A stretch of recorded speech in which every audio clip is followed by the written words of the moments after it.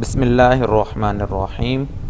Welcome back students. हम लोग preparation of alkanes को डिस्कस कर रहे हैं। हमने पहले कुछ मेथड्स डिस्कस किए, उनमें से अभी जो हम मेथड डिस्कस करेंगे वो D carboxylation of monocarboxylic acids को डिस्कस करेंगे। डी का मतलब मेरे बेटा मैंने आपको पहले भी बताया था, इसका मतलब होता है रिमूवल। ठीक है, अब आपने क्या करना है, किसका रिमूवल करवाना है?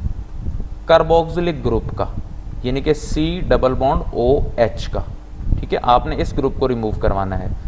कितनों के अंदर से? मोनोकार्बोक्सिलिक एसिड, मतलब आपके पास एक ही कार्बोक्सिलिक एसिड है। मैं यहाँ पर यूं लिख रहा हूँ C+OH। ठीक है, आपने इसको यहाँ से रिमूव करवा देना है। ठीक है, और आप पीछे से अल्केन प्रोड्यूस करवाएंगे। ये बात क्लियर होगी। आगे बढ़ने से पहले हेडिंग क्लियर हो गई। डी का मतलब रिमूवल, कार्बोक्सिलेशन मतलब किस चीज का रिमूवल? कार्बोक्सिलिक ग्रुप का रिमूवल। किसके अंदर से? Mono carboxylic acid. मोनो का मतलब होता है एक, इसका मतलब है एक कार्बोक्सिलिक एसिड। ठीक है, सबसे पहले है मेरे बेटा इस चीज में जो हम प्रोड्यूस करेंगे किसके थ्रू? वो करेंगे by heating with soda lime. Soda lime क्या होता है वो भी अभी मैं आपको बताता हूं। When sodium salt of fatty acids are heated with soda lime, they eliminate a molecule of carbon dioxide to form alkane। याद रखिएगा, साल्ट कब बनता है? Sodium salt of fatty acid से क्या मतलब है? फैटी एसिड्स कहते हैं मेरे बेटा इस चीज को RCOOH। ठीक है, ये आपके पास फैटी एसिड्स हैं। इसको बकायदा हम आगे 13 चैप्टर में बड़ी डिटेल में भी डिस्कस करेंगे, और कार्बोक्सिलिक एसिड्स का वो चैप्टर है, और उसके बाद 14 चैप्टर के अंदर भी ये काफ़ी डिटेल में डिस्कस होगा। अब साल्ट कब बनता है? ये चीज़ एक बार पहले भी रिपीट हुई थी, अब फिर रिपीट कर रहा हूँ। जब भी आप एसिड के H को रिप्लेस करवा दें किसी भी मेटल के साथ, ठीक है, किसके साथ रिप्लेस करवा दें? मेटल के साथ, तो आप उसको क्या कहेंगे? साल्ट कहेंगे। अब मैं अगर हाइड्रोजन की जगह रिप्लेस करवाता हूँ, किस साल्ट की मैं बात कर रहा हूँ? मैं यहाँ पे बात कर रहा हूँ सोडियम साल्ट की। इसका मतलब है मैं H की जगह यहाँ पे क्या लिख दूंगा? Na। ठीक है, अब ये क्या बन गया है? अब ये मेरे बेटा बन चुका है मेरे पास sodium salt of fatty acid. ये बात क्लियर होगी कि जब भी आप किसी H को, एसिड के H को रिप्लेस करवा दें मेटल के साथ, तो आपके पास क्या बन जाता है? साल्ट बन जाता है। इसके अलावा भी अगर एक जनरल एग्जांपल दूं, HCl, पता है ना, आपने ये लफ्ज़ सुना हुआ है, हाइड्रोक्लोरिक एसिड। मैं क्या कह रहा हूं? H को रिप्लेस करवा दें किसके साथ? मेटल के साथ। चलें जी, हम लगा देते हैं सोडियम। क्या बन गया? NaCl बन गया। तो NaCl क्या होता है? साल्ट ही होता है ना। तो ये बात क्लियर हो गई कि जब भी हम एसिड के H को रिप्लेस करवा देते हैं किसी मेटल के साथ, तो वो साल्ट बन जाता है। अब आप साल्ट को हीट करेंगे किसके साथ? सोडा लाइम के साथ। सोडा लाइम मेरे बेटा दो चीज़ों के सॉल्यूशन को कहते हैं, जिसमें से एक जो है वो कैल्शियम ऑक्साइड होता है, जिसको आप क्विक लाइम भी कहते हैं, और दूसरा कास्टिक सोडा, जिसको सोडियम हाइड्रोक्साइड भी कहते हैं। तो सोडा लाइम क्या होता है? सोडा लाइम मेरे पास कैल्शियम हाइड्रोक्साइड और सोडियम हाइड्रोक्साइड के सॉल्यूशन को आप सोडा लाइम कहते हैं। ठीक हो गया कि आपने इस सोडा लाइम के साथ हीट करना है साल्ट ऑफ फैटी एसिड्स को। ठीक है, अब साल्ट क्यों लिया है ये मैं अभी आपको बताता हूं, लेकिन एसिड ही हमने क्यों नहीं लिया? ठीक है, ये रिएक्शन के लिए हम फैटी एसिड्स भी तो ले सकते थे ना। हमने ये क्यों लिखा कि sodium salt of fatty acids? Salt क्यों लिया, एसिड क्यों नहीं लिया? तो पहले रिएक्शन देखते हैं। ये आपके पास रिएक्शन है CH3C+O, और ये O नेगेटिव और Na पॉजिटिव। इसका मतलब है H रिमूव हुआ है और उसकी जगह क्या लगा हुआ है? आपके पास Na लगा हुआ है। अगर मैं इस स्ट्रक्चर को ज़रा ओपन लिखूं ताकि आपको ज़रा इजीली समझ आए, CH3 बॉन्ड C+O, यहाँ पे मैं लिख देता हूँ ONA, ठीक है, प्लस NaOH।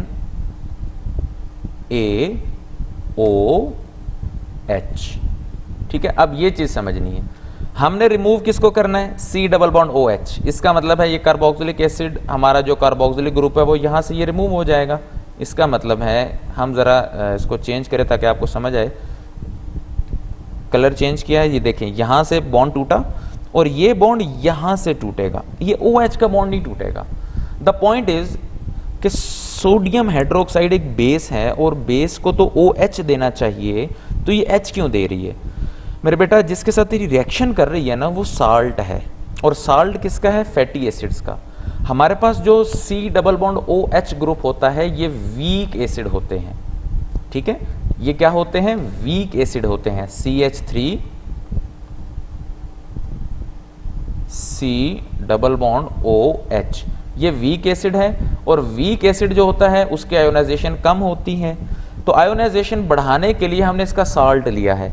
और याद रखिएगा जब एसिड वीक होगा तो उसका जो साल्ट होगा उसको आप कॉन्जुगेट बेस कहते हैं। ये कॉन्सेप्ट आप पहले पढ़ चुके होंगे कॉन्जुगेट एसिड और कॉन्जुगेट बेस का।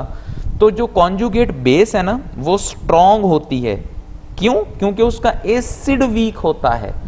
अगर आपके पास एसिड स्ट्रॉन्ग है तो उसकी जो कॉन्जुगेट बेस होगी वो वीक होगी, ये उल्ट है, ये याद रखना है। अब मैं क्या कह रहा हूं, आपके पास CH3 C double bond O क्या है? आपके पास ये एक वीक एसिड है, तो इसकी जो बेस होगी कॉन्जुगेट बेस, जो इसका साल्ट बनेगा, जो कॉन्जुगेट बेस बनेगी वो क्या होगी? वो स्ट्रॉन्ग बेस होगी, ठीक है। इसलिए ये अपने आप को यहां से रिमूव करवाएगी और इसको OH देने नहीं देगी, इसलिए ये H देगा, क्योंकि आपके पास C डबल बॉन्ड ONA एक स्ट्रॉन्ग बेस है जिसको आप कॉन्जुगेट बेस भी कहते हैं। ये बात क्लियर हो गई। ये H यहां से जाएगा CH3 के पास, और पीछे क्या बच गया? Na कितना हो गया? Na2। C कितना है? 1 है। O कितने हैं? 1 2 3, तो क्या बन गया? CO3। ये बात क्लियर होगी, Na2CO3। अच्छा जी, अब हमारे पास क्या है? यहां से H जब इसके पास जाएगा CH3 प्लस H कितना हो जाएगा? CH4 नहीं हो जाएगा? तो ये अल्केन बन गया ना। अब ये कार्बोक्सिलिक ग्रुप हमने रिमूव करवाया, तो डी कार्बोक्सिलेशन, ठीक है, कि डी लगा हुआ था, मतलब यहां से हमने रिमूव करवाया और आगे हमारे पास अल्केन प्रोड्यूस हो गया। ये बात क्लियर हो गई। अब हम चलते हैं इसके सेकंड जो मेथड है जिसको आप कोल्ब इलेक्ट्रोलिसिस भी कहते हैं। अगेन मेरे बेटा ये इसमें भी हम एक कार्बोक्सिलिक ग्रुप ही रिमूव करेंगे, ठीक है। और कोल्ब इलेक्ट्रोलिसिस जो है ये अगेन बाय नेम रिएक्शन है, और ये वेरी इंपॉर्टेंट है बोर्ड पॉइंट ऑफ व्यू से, शॉर्ट क्वेश्चंस के हवाले से ये वेरी इंपॉर्टेंट है। अब आ जाइए इलेक्ट्रोलिसिस की तरफ। इलेक्ट्रोलिसिस क्या होता है? Break down in the presence of electricity. Lysis का मतलब ब्रेक डाउन, इलेक्ट्रो का मतलब इलेक्ट्रिसिटी। ये उसी तरह ही होगा कि आपके पास एक बीकर है, उसके अंदर से आप करंट पास आउट करवाएंगे, और जब करंट पास आउट होता है तो डेफिनेटली हमें पता है कि एक एनोड बन जाता है और एक कैथोड बन जाता है। पता है ना ये बात आपको कि इलेक्ट्रोड्स होते हैं, एक एनोड होता है, एक कैथोड होता है, ठीक है।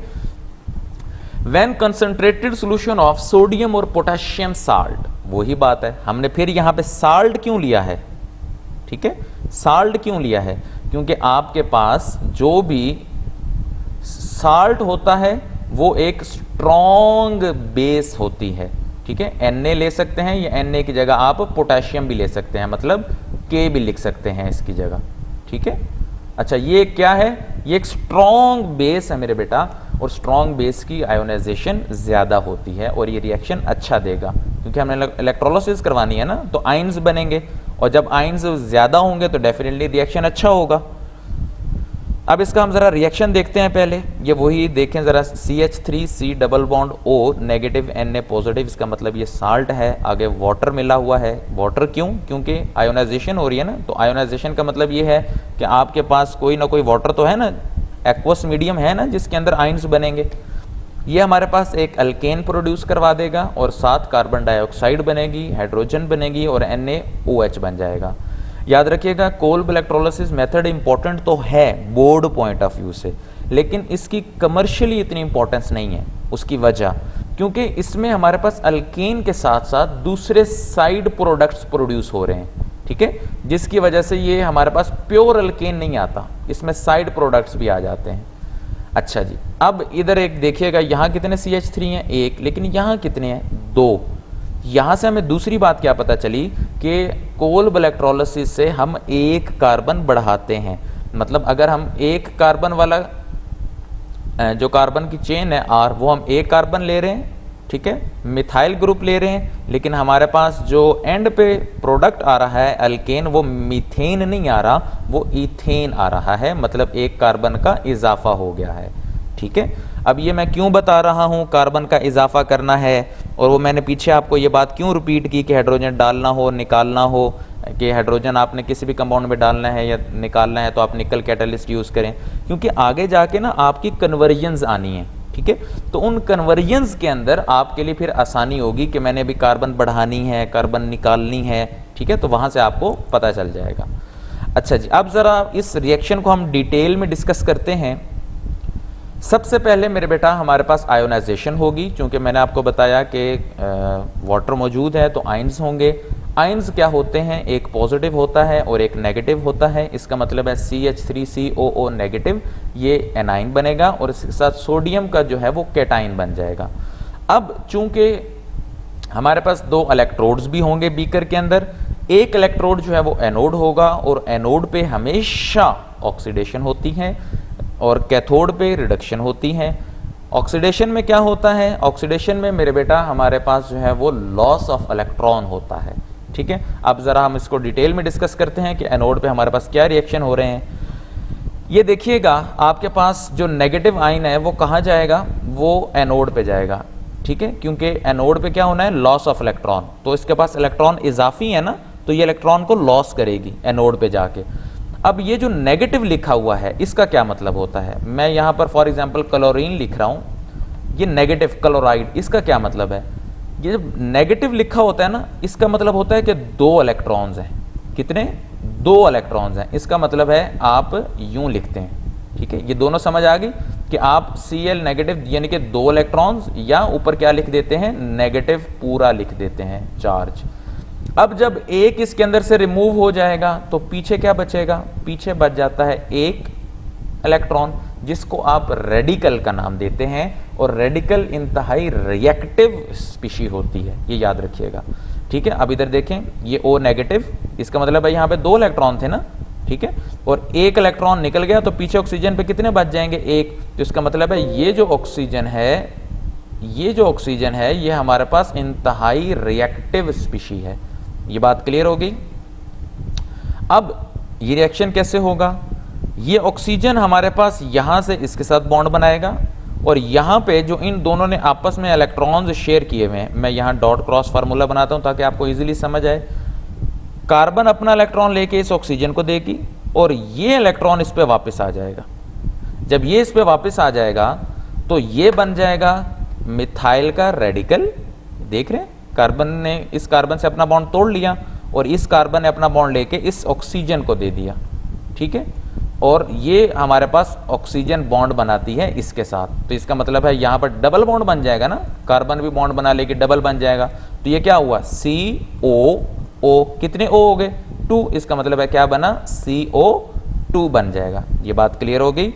अब एक चीज़ मैं यहाँ पे बता दूँ, कार्बन बॉन्ड क्यों तोड़ेगी, क्योंकि कार्बन जो है वो कार्बन डाइऑक्साइड के साथ उसकी एनर्जी ज़्यादा लो होती है, वो ज़्यादा स्टेबल होगी बनिस्बत CH3 C double bond O और O रेडिकल में, ठीक है, इसलिए उसने जो मिथाइल है उससे बॉन्ड अपना तोड़ा है।